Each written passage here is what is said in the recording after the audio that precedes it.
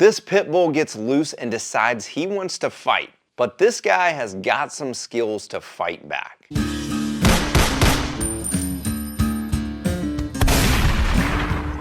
This video is sponsored by Eclipse holsters. These holsters are insanely customizable with tons of different patterns, colors, belt clips, and aluminum washers. They also have some really cool custom accessories to go with your holster. I've been to their factory and seen their process firsthand. They care so much about the quality of every holster that they make. The best part is that your holster will ship in just 3 business days or less. If you want a custom holster with 0 wait time and a lifetime guarantee, then check them out at eclipseholsters.com. What is up, guys, and welcome back to Self-Defense Encounters, where we break down real self-defense videos so that you can learn from other people's stupid decisions instead of making your own. This one gets crazy right off the bat, so buckle up. This guy is just minding his own business, moving some lawn chairs, and he notices that the gate is open here and that this dog is loose, and he's getting pretty aggressive. Before we even get into the attack, guys, one of the most important things that we can learn from this is control your freaking dogs. If you are a pet owner, realize that they are not people, they are animals, and they can be really dangerous to others, and they can even be dangerous to you because you are responsible for them and what they do. So this guy notices this dog and he sees that he's getting really aggressive, and he tries to use the chair as a barrier, which I think is a really smart decision. This situation is gonna get a lot worse before it gets better. Now, if he were carrying self-defense tools in this situation, and I definitely think you should be every day, then this is the time to use those tools to fight this dog. Now, he would probably be justified in shooting this dog at this point because the dog is being really aggressive and clearly trying to attack him. But pepper spray would have been a perfect tool to ruin this dog's day and immediately get him off of you.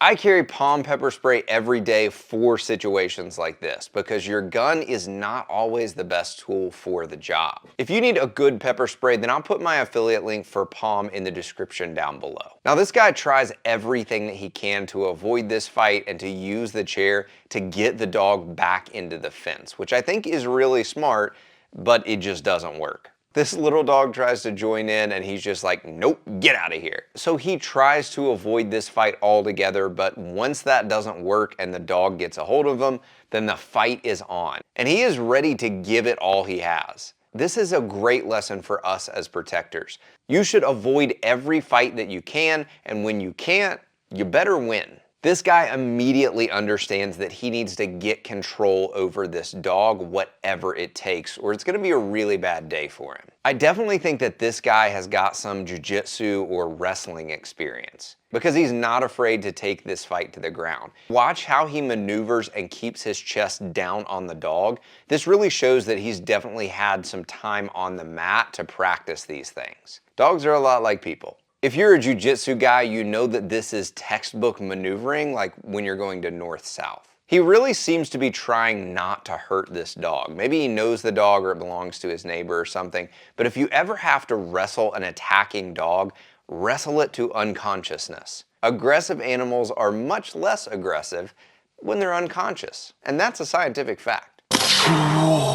Once he thinks he's got it under control, he tries to get it back into the gate, and the dog just decides he's not done biting, and here we go, we're off again. This time, after getting a few new bite marks in him, he finally gets the dog by the ears and then by the throat, which actually seems to work pretty well. You notice that he keeps looking around, but there's no one to save him. No one is coming to his aid. It's just him and this dog, and somebody's got to win this fight. He picks the dog up and remembers, hey, there's a pool behind that fence. And I'm not kidding, guys, he just chucks the dog in the pool and closes the gate and walks away, with a few new holes from teeth and one missing shoe. Now, I don't know how badly this guy was injured, but this is a great reminder for us that you need to have a trauma kit in your car in case of situations like this when you need to stop bleeding fast. The one that I carry every day is the Yellowstone trauma kit from Mountain Man Medical, and I'll put my affiliate link for that one in the description down below.